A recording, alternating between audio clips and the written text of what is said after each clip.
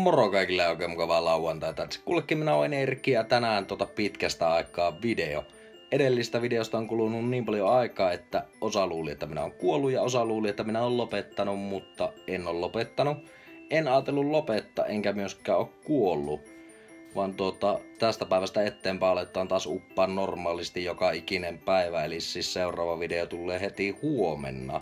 Mutta ajattelin aloittaa tämän homman tälle vlogilla, koska siitä edellistä videosta on tosissaan niin pitkä aika, että tukkakin on kerännyt kasvaa takaisin päähän. Mutta älkää huoli, kun minä leikkaan sen kyllä taas heti kun jouan. Mutta minkä takia ei ole tullut videoita, niin pitää palata hetki ajassa taaksepäin. Eli meillä oli se muutto, joka meni ihan ok. Kauheessa flunssassa koko perhe ja muutto meni ok ja ainut mikä siinä meni vähän niinku pipariksi niin oli se, että Sonera päätti siirtää meidän netin tuohon niinku seinän taakse naapurille. Mut ne kyllä korjasi se aika äkkiä kun minä sinne soitin. Mutta se ei oo se syy minkä takia en oo ollut oikeastaan niinku missään aktiivinen. En Instagramissa, en Twitterissä, en Facebookissa. En missään, en tubessa. Vaan siihenkin on syy. Ja se syy on siinä, että meillä on tuo 2-vuotias poika, niin kuin mä aikaisemmin sanonut, täytti kesäkuussa 2 vuotta. Ja se tuossa yksi päivä leikki lattialla normaalisti ja se sai todella raju astmakohtauksen.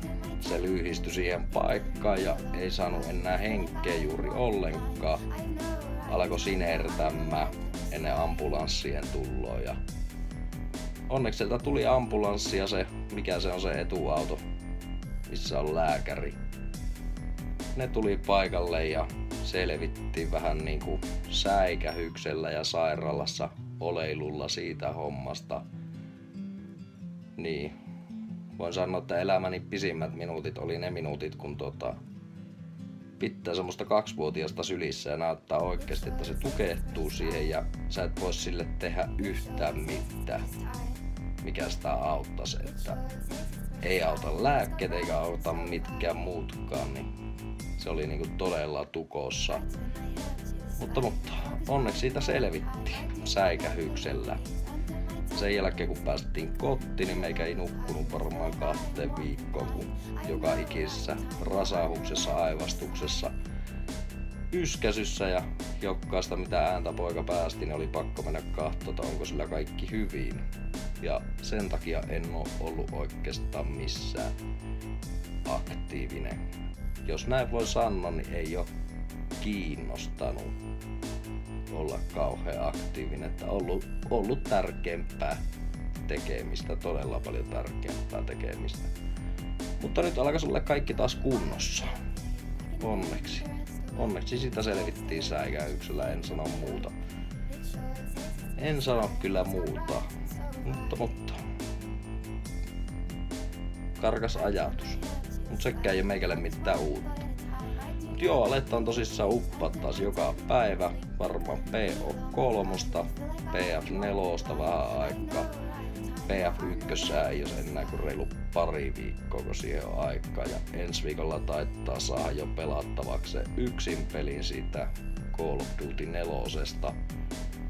Muistelisin ainakin, että se oli 5. päivä, kun sitä pääsee pelaa. Tässä on vähän tämmönen siirtymävaihe, ettei oikein tiedä mitä pellais, koska PO3 alkaa olla aika tylsä, niin kuin olen sanonut aikaisemmin. Ei sillä mulla on kyllä pelihaluja siihenkin vielä, että ennen kuin uusi kodi tulee, löytyy pelihaluja siihen. Ja Battlefield 1 bettaa pelasin kavereiden kanssa tuossa. Jonkun verran siitä on jotain nauhoitettuja koneella. Valmiina mulla niin varmaan teen niistä jonkunnäköistä kommentaryä ja omaa mielipidettä. Sen verran voin sitä Battlefield 1 sanoa, että se oli kyllä meikän mielestä yksi kaikkien aikojen parhaista pelleistä. Itse tykkäsin tosi paljon siitä mitä tuli pelattua. Mutta semmoista.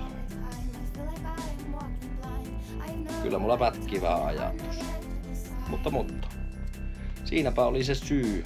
Tai syyt niinku oikeastaan miksi en oo ollut aktiivinen missään, että suoraan sanottuna säikähin niin, että meinas paskat tulla housuun sitä, että se poika tukehtuu siihen.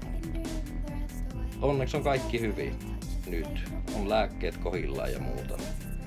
Ei pitäisi tuommoista enää tapahtua.